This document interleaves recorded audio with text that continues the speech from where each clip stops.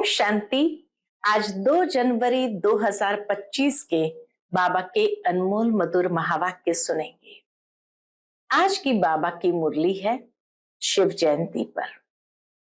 बाबा कहे, ये शिव जयंती वास्तव में तुम्हारी सच्ची दीपावली है, इसलिए उसको खूब धूमधाम से मनानी है। चारों तरफ खूब बत्तियां करो, लाइट्स लगाओ। सब आश्चर्यचकित होकर के देखने आए, सुनने आए कि आखिर भी इतनी जगमगाहट शिवरात्रि पर क्यों किया गया है। फिर तुम सत्य बाप का यथार्थ परिचय दो।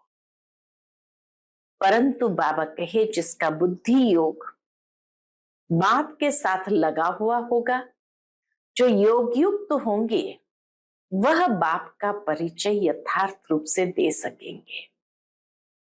लेकिन जो योग युक्त नहीं, वह अपने विकर्म को विनाश नहीं कर पाते हैं।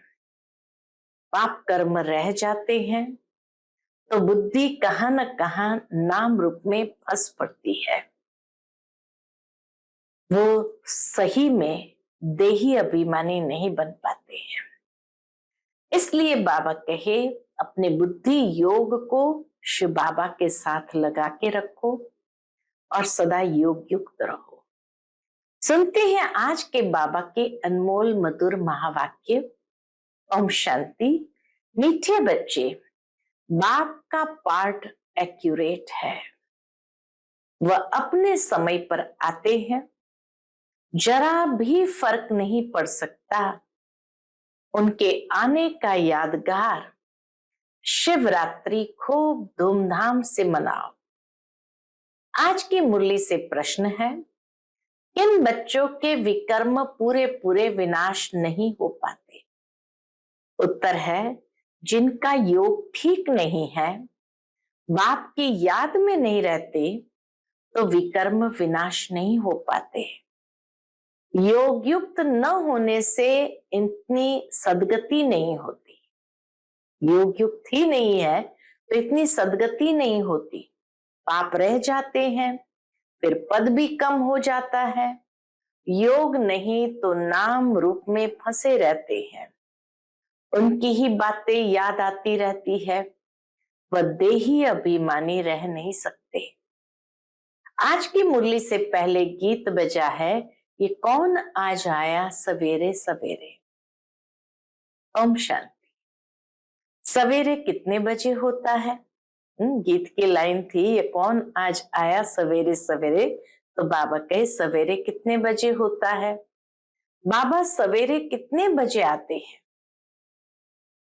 तो कोई ने कहा 3 बजे, कोई ने कहा 4 बजे, तो कोई ने कहा संगम ही सवेरा है, कोई ने कहा 12 बजे। बाबा एक्यूरेट पूछते हैं, 12 का तो तुम सवेरा नहीं कह सकते हो। 12 बजकर 1 सेकंड हुआ, 1 मिनट हुआ, तो AM अर्थात सवेरा शुरू हुआ। 12 के बाद सवेरा शुरू हुआ। यह बिल्कुल सवेरा है। ड्रामा में इनका पार्ट बिल्कुल एक्यूरेट है। इसका शिव बाबा का पार्ट बिल्कुल एक्यूरेट है। सेकंड की भी देरी नहीं हो सकती। ये ड्रामा अनादि बना हुआ है। 12 बजकर 1 सेकंड जब तक नहीं हुआ है तो AM नहीं कहेंगे। ये बेहद की बात है। बाप कहते, मैं आता हूं सवेरे सवेरे। विलायत वालों का AM PM एक्यूरेट चलता है। रात को 12 बजने के बाद AM शुरू होता है और दिन के 12 बजे के बाद PM शुरू होता है। उन्हों की बुद्धि फिर भी अच्छी है। वह इतना सतो प्रधान भी नहीं बनते हैं तो तमो प्रधान भी नहीं बनते हैं। भारतवासी ही 100% सतो प्रधान, फिर 100% तमो प्रधान बनते हैं। तो बाप बड़ा एक्यूरेट है। सवेरे अर्थात 12 बजकर 1 मिनट सेकंड का हिसाब नहीं रखते बाबा।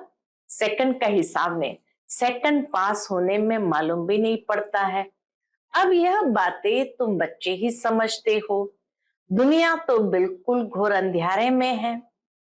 बाप को सभी भक्त दुख में याद करते हैं, पतित पावन आओ, परंतु वह कौन है, कब आते हैं, ये कुछ भी नहीं जानते। मनुष्य होते हुए एक्यूरेट कुछ नहीं जानते, क्योंकि पति तमो प्रधान है, काम भी कितना तमो प्रधान है। अभी बेहद का बाप ऑर्डिनेंस निकालते हैं, बच्चे काम जीत जगत जीत बनो। अगर अभी पवित्र नहीं बनेंगे तो विनाश को पाएंगे, तुम पवित्र बनने से अविनाशी पद को पाएंगे। तुम राजयोग सीख रहे हो ना, स्लोगन में भी लिखते हैं बी होली बी योगी। बी होली माना पवित्र बनो, योगी बनो। बाबा कहे वास्तव में लिखना चाहिए बी राजयोगी, अर्थात पवित्र बनो, राजयोगी बनो। योगी तो कॉमन अक्षर है, ब्रह्म से योग लगाते हैं वह भी योगी ठहरे। बच्चा बाप से, स्त्री पुरुष से योग लगाते हैं, परंतु यह तुम्हारा है राजयोग।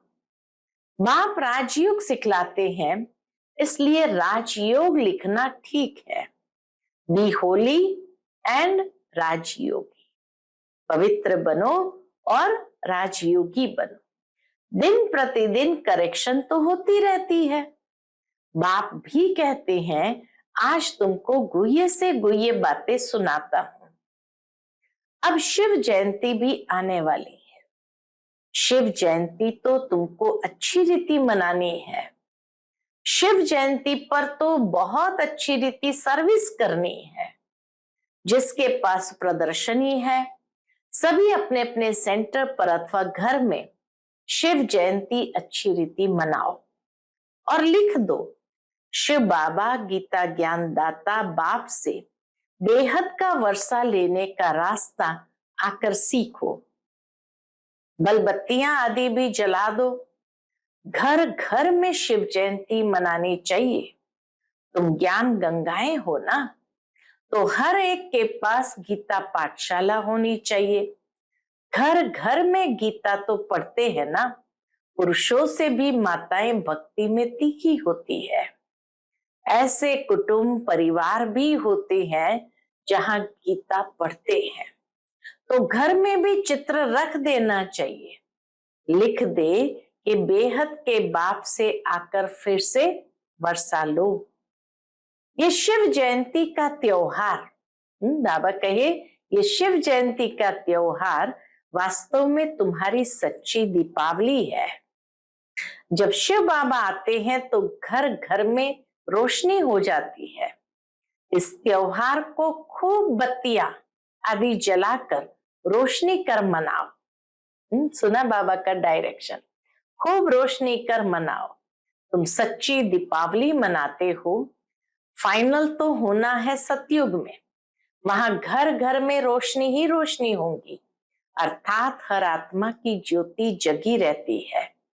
यहाँ तो अंधियारा है, आत्माएं आसुरी बुद्धि बन पड़ी है। वहां आत्माएं पवित्र होने से दैवी बुद्धि रहती है। आत्मा ही पतित, आत्मा ही पावन बनती है। अभी तुम वर्थ नॉट अ पेनी से पाउंड बन रहे हो। आत्मा पवित्र होने से शरीर भी पवित्र मिलेगा। यहाँ आत्मा पवित्र है तो शरीर और दुनिया भी इम्प्योर है।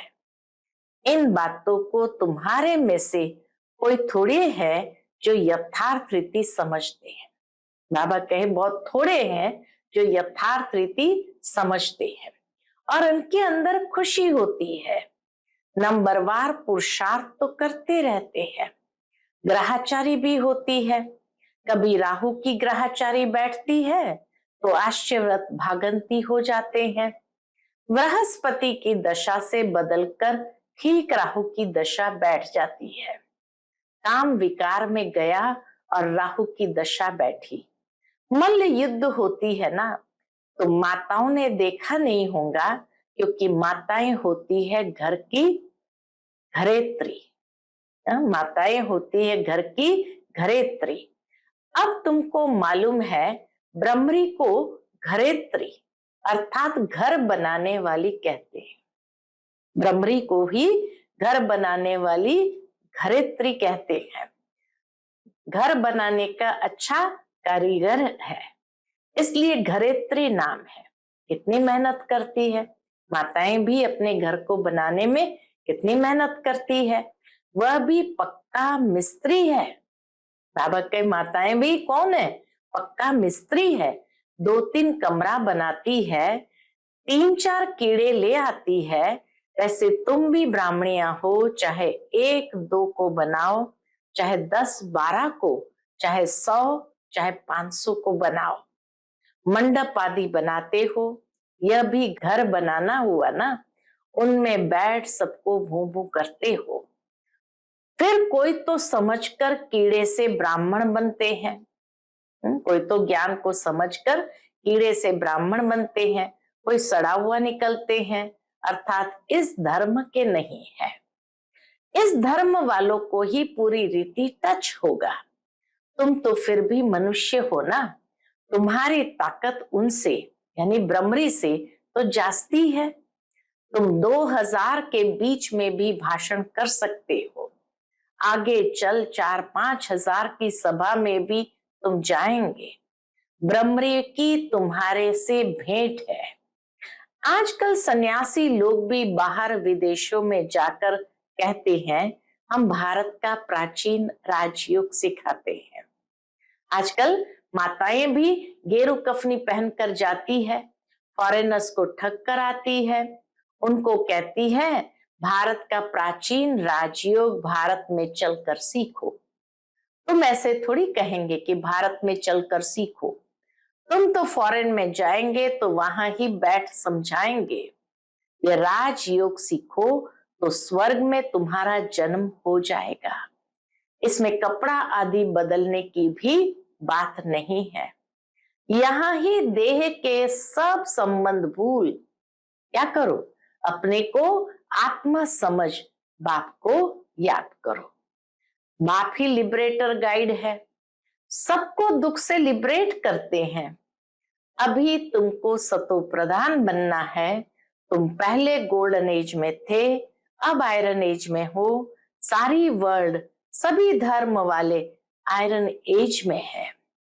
कोई भी धर्म वाला मिले, उनको कहना है बाप कहते अपने को आत्मा समझ मुझे याद करो, तो तुम पावन बन जाएंगे। फिर मैं साथ ले जाऊंगा।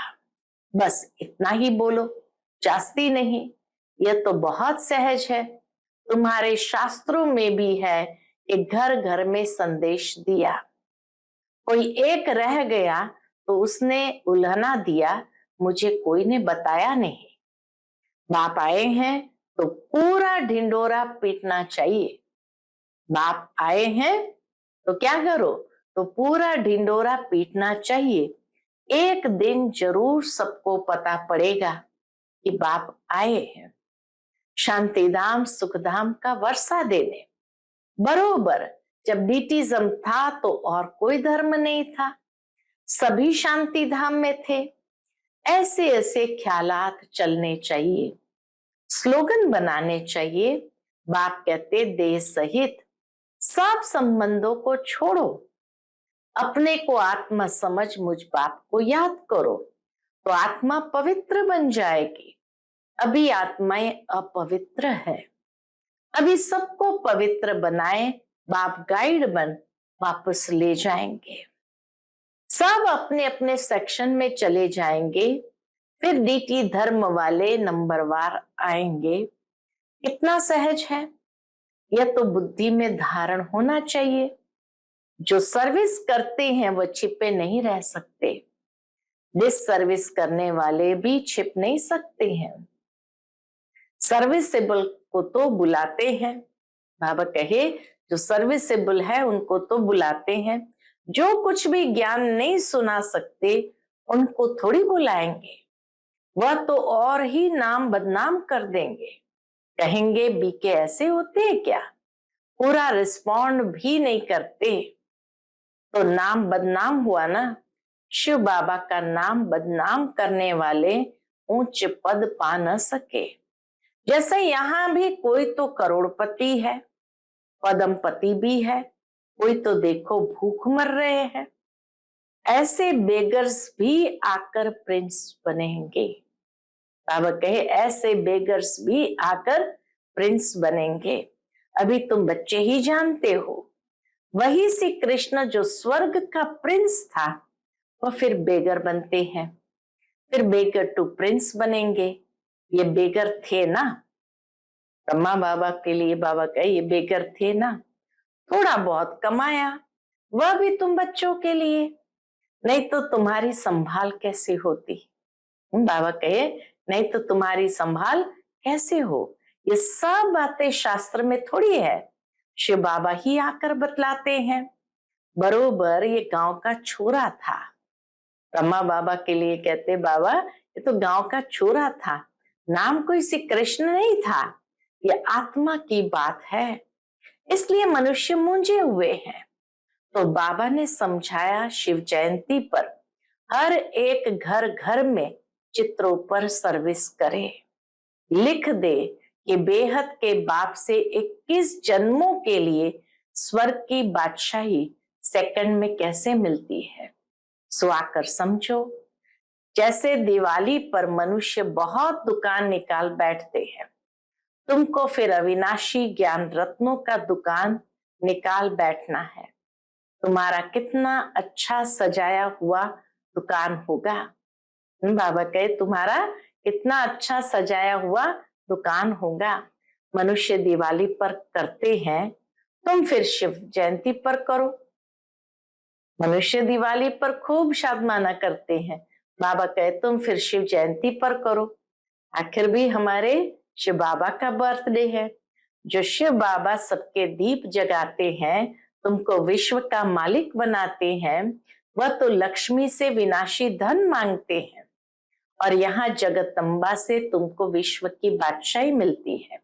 ये राज बाप समझाते हैं। बाबा कोई शास्त्र थोड़ी उठाते हैं।